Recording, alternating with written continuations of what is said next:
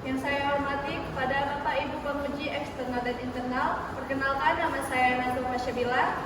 Saya dari kelas 12 Preksos 4. Di sini saya akan melakukan kegiatan terapi kelompok dengan klien yang sudah berada di sini. Baiklah, saya akan mulai. Halo semuanya. Halo. Perkenalkan, nama saya Nazwa Syabila. Di sini saya membimbing kalian untuk melakukan kegiatan terapi kelompok.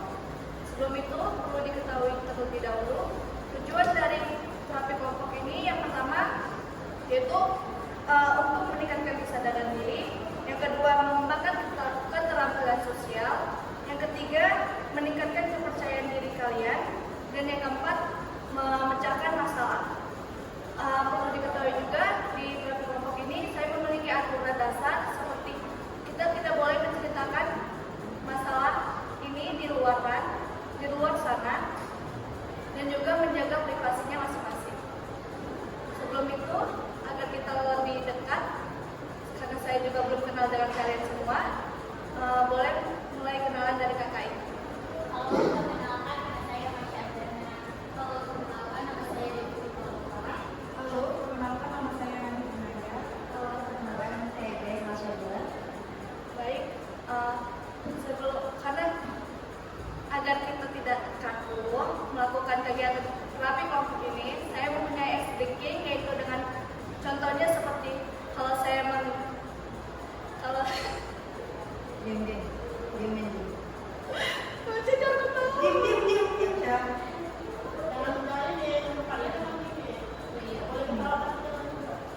Oke. Nanti yang sini berdoa dulu ya. Ya, Oke. sebelum memulai agar kita lebih rileks dan tenang dan fokus juga. Di sini saya memiliki SPG, yaitu dengan kalau saya bilang bum, kita bisa menepuk paha kita dengan kedua tangan seperti bum, dan pen menepuk kedua tangan seperti ini.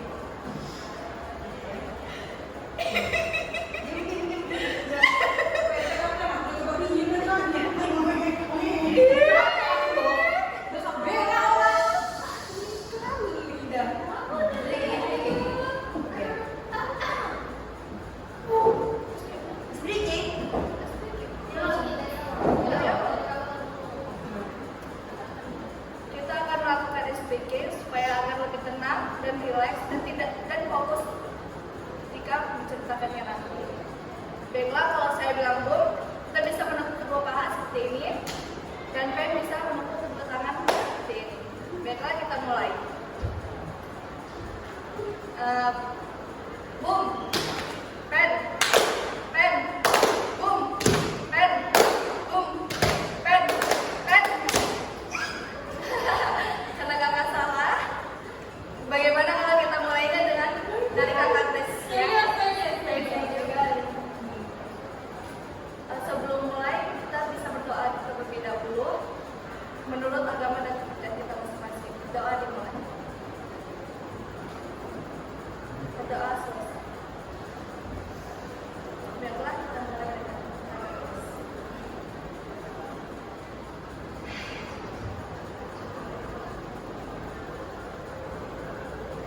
Di sini saya akan menceritakan bagaimana saya bisa menggunakan atau mencoba narkoba. Awalnya itu saya memiliki pacar. Saya sudah pacaran sama dia sekitar 2 tahun. Terus dia melamar saya untuk agar lebih mengikat kami berdua.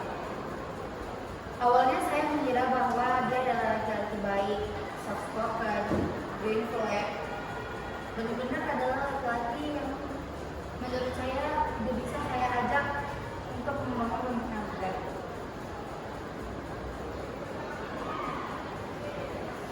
Jadi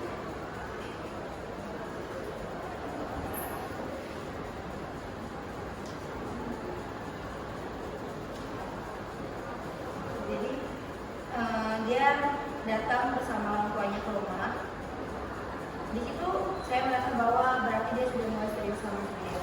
Selama kami pacaran, awalnya Saya nggak mau memberikan apa yang seharusnya nggak saya berikan, tapi karena saya merasa bahwa dia akan menepati janjinya untuk menikahi saya, dan benar saja dia datang bersama orang tuanya ke rumah.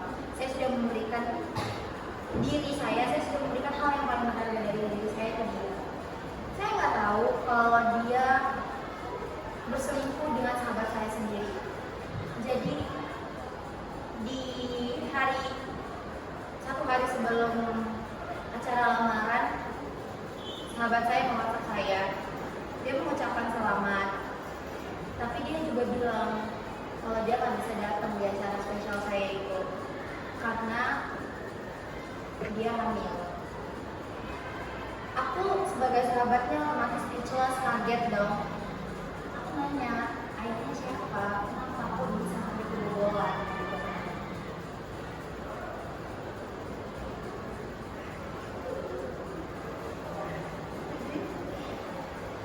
Dia bilang, pokoknya dia nggak mau ngasih tahu ke saya kalau ayahnya itu adalah urusan aku sendiri. Tapi aku berusaha mendesak dia. Aku ajak dia ketemu. Dan akhirnya dia cerita bahwa 6 bulan atau 7 bulan setelah aku dan pacarku pacaran, aku mengenalkan mereka. Aku memang dari awal sudah mengenalkan dia sama pacar aku. Rupanya mereka saling nyaman dan melakukan hal yang dilakukan pacarku sama aku juga. Aku benar-benar kaget. Aku nggak tahu kalau laki-laki yang aku anggap baik banget sama aku, rupanya kayak gitu kan. Akhirnya karena aku stres, aku ngebatalin semua acara itu. Keluarga aku malu, aku juga malu, dan beberapa keluarga aku juga udah tahu kalau aku udah gak itu lagi. Banyak yang ngejudge aku, keluarga aku. Mereka bilang kamu tuh udah gak berguna lagi, kamu tuh udah gak ada untungnya lagi. Kalau gak sama laki-laki itu siapa yang bisa nerima kamu? Jadi setiap hari aku selalu mengurung diri di kamar. Aku selalu berpikir bahwa berarti hidup aku udah sampai di sini gitu kan. Akhirnya aku berpikir untuk bundir, tapi aku cerita ke kawan aku dan dia bilang daripada kamu kayak gitu, mending kamu cari cara lain. Akhirnya aku buka beberapa sosmed. Dan di situ aku menemukan teman yang bisa mengajak aku untuk memakai barang tersebut. Dia menyarankan aku, dia bilang kamu kalau mau pakai ini, kamu bakal tenang, kamu bakalan merasa nggak punya beban itu. Akhirnya setelah beberapa kali aku pakai, itu ada sampai memang jangka waktunya nggak lama, dari 8 sampai ke 9-10 bulan.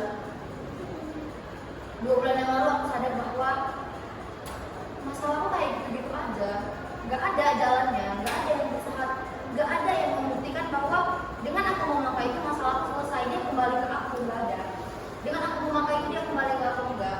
Jadi sekarang udah nikah sama sahabat aku itu, dan aku juga selalu berdoa yang terbaik untuk mereka. Makanya aku datang ke sini, yaitu untuk mengembalikan kepercayaan sosialku, karena aku benar-benar udah jauh banget dari sosial, dari keluarga aku juga. Aku benar-benar minta saran dari Mbak Najwa, gimana agar aku itu bisa benar-benar terbebas, terlepas dari yang namanya memakai, karena aku udah benar-benar frustasi banget. Setelah memakai itu kita ada rasa gelisah, dan aku kadang sampai nggak bisa, kalau aku harus mengendalikan diri aku, rasa emosi, tekanan setelah memakai itu benar-benar susah. Sekian Mbak. Baik, terima kasih buat Kakak Grace yang sudah bercerita di sini. Saran saya,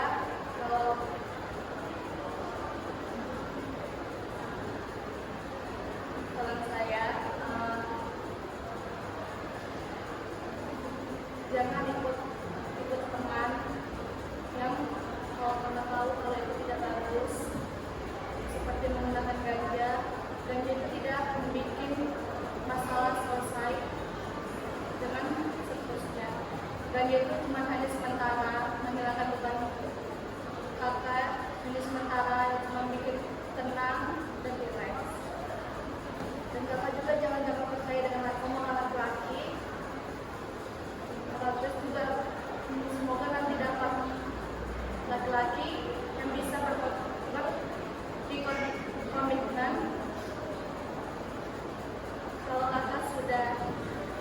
tidak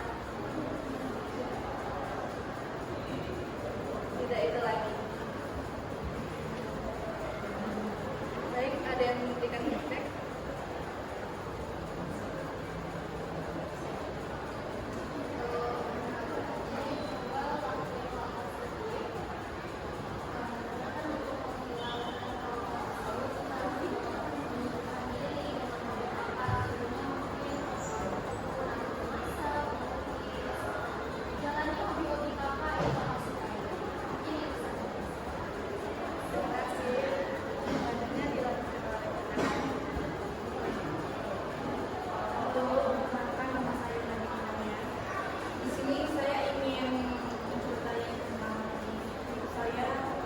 Sehingga saya bisa ada di titik ini. Memang saya tidak mengalami hal-hal yang negatif, namun karena jiwa saya yang tidak kuat membuat saya jauh dalam hal-hal negatif. Di sini saya mau cerita kalau keluarga saya itu sangat menekan saya. Dia selalu saja kayak menginginkan nilai yang bagus dan cita-cita yang perfect dari saya. Sedangkan setiap manusia pun memiliki kelebihan dan kekurangan, dan itu tidak membuat mereka puas. Jadi saya ya telinga dan bingung juga kan. Namun di suatu hari ada seorang yang buat saya semangat.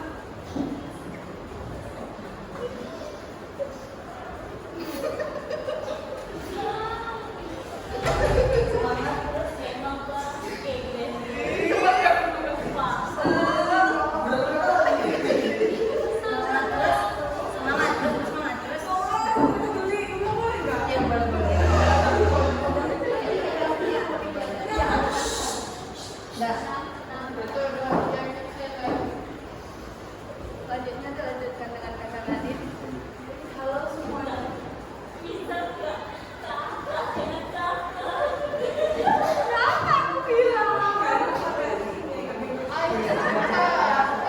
Satu, dua, tiga, action. Baiklah, selanjutnya dilakukan dengan kakak Nadine. Halo semuanya. Kenalin, nama aku Nadine. Di sini aku ingin cerita mengenai hidupku yang hancur. Awal mulanya aku bisa ada di titik ini karena keluargaku. Aku seorang anak yatim yang tidak hanya hancur di fisik, namun di batin dan mentalnya juga. Karena orang tua aku sering bertengkar dan juga melakukan kekerasan fisik kepada aku yang membuat aku jadi down dan kayak goyang aku jiwa dan pertamanya aku berpikir gimana ya cara bisa melupakan ini, dan tentunya aku mendapatkan ketenangan itu walaupun aku salah. Aku mendapatkannya dari teman-temanku yang mengajak aku mabuk-mabukan keluar. Awal mulanya memang sekali dua kali lah ya kan aku minum itu keluar. Tapi kok terlihat menurutku kayak dengan aku minum itu aku lupa dengan semua masalah dan hal-hal yang sedang menimpa aku. Namun ternyata teman-temanku itu hanya memutuskan aku. Kira mereka tempat untuk aku tenang dan tempat aku pulang selain rumah yang hancur. Dan setelah aku melihat hidup makin hancur dan keluarga aku bukan kembali walaupun aku sudah seperti itu kan, ya aku sadar sendiri karena aku sudah terlalu jauh dari kehidupan yang sebelumnya.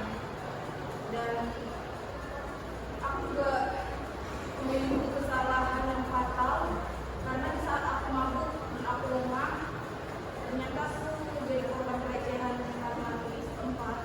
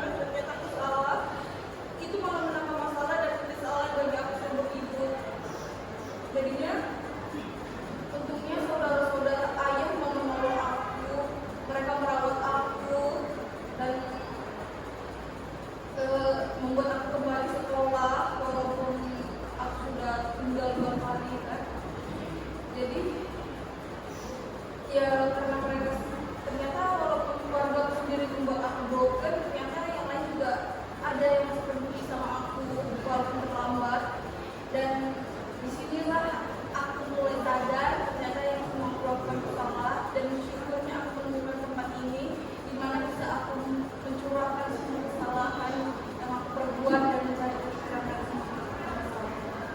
Terima kasih. Baiklah, terima kasih kepada Kak Nadim yang sudah mau menceritakan masalahnya di sini. Saya tahu bahwa Anda dengan mengalami tekanan batin yang berat dan itu sangat tidak mudah.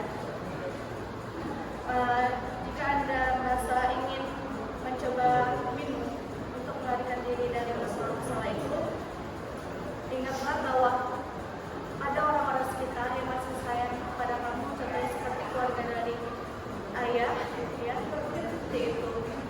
Jadi kamu juga tidak boleh benci pada ibu, karena dialah tetap ibu kita, seorang ibu yang sudah melahirkan kita, ya, perlu diingat kembali. Dan juga saya di sini untuk membantu kamu untuk melewati masa-masa sulit ini tanpa harus beralih ke hal-hal yang negatif seperti tadi minum-minuman yang mungkin memperburuk situasi kamu. Dan kamu juga harus meminta bantuan pada orang-orang sekitar, dan jangan lagi untuk mencoba-coba dengan minum-minuman. Selanjutnya ada yang mungkin masih feedback.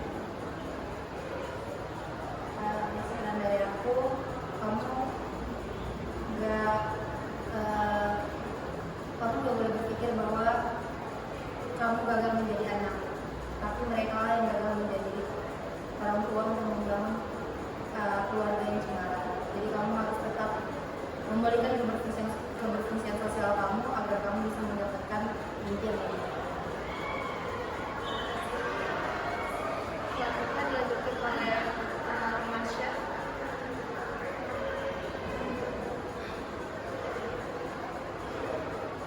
Baik, perkenalkan saya Fauzan Nurma.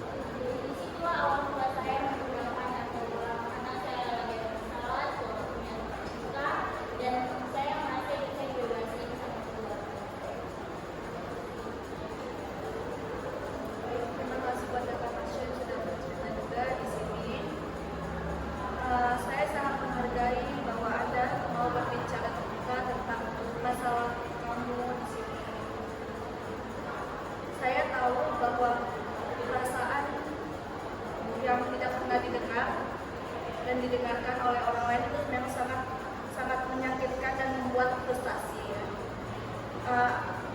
Anda juga wajar jika mereka mencari cara untuk mengatasi rasa sakit itu dan terkadang pilihan yang diambil itu tidak tepat.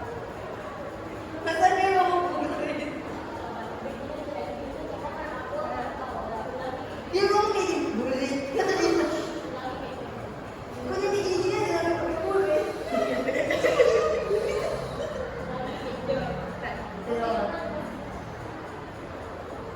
Terima kasih buat Kakak Marsha yang sudah mau bercerita di sini. Saya sangat menghargai bahwa Anda mau berbicara terbuka tentang pengalaman dan perasaan Anda. Saya bisa memahami bahwa merasa tidak didengarkan dan diabaikan oleh orang-orang di sekitar Anda adalah sesuatu yang sangat menyakitkan dan membuat frustasi.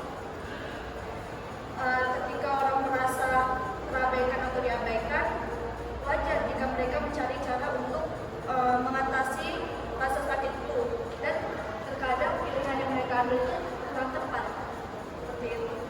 Dan juga tapi sekarang yang paling penting bahwa kamu sudah berani membuka diri kepada kami semua di sini. Saya dan teman-teman di sini siap mendengarkan cerita kamu, apa yang kamu rasakan dan apa yang kamu alami. Seperti itu. Apa yang lain mas? Baiklah, dilanjutkan oleh Kakak Devi. Halo semuanya. Halo. Perkenalkan, nama saya Devi Paula.